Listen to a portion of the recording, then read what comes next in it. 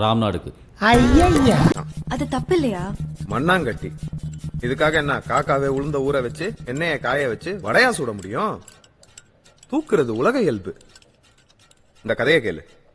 நரி ஓடி வந்து, காக்கா காக்கா யூ லுக்கிங் சோ பியூட்டிஃபுல், கல்யாணத்துக்கு முன்னாடி இருந்த ஐஸ்வர்யா ராய் மாதிரியே இருக்க, எனக்காக ஒரு பாட்டு பாடுன்னு சொல்லிச்சான். ஓ அப்படியா? உடனே காக்கா உனக்காக பாடாமலா, 1 minute வெயிட்னு சொல்லிட்டு வடைய காலுக்கு நடுவுல வச்சுட்டு போடா போடா புண்ணாக்கு போடாத தப்பு கணக்குன்னு பாடிச்சான். நரி டோட்டலி ஷாக்கிங். கதையோட நீதி என்ன தெரியுமா? நமக்கு சொந்தமானதை யார்கிட்டயும் விட்டு கொடுத்துட கூடாது, தூக்கிடணும்.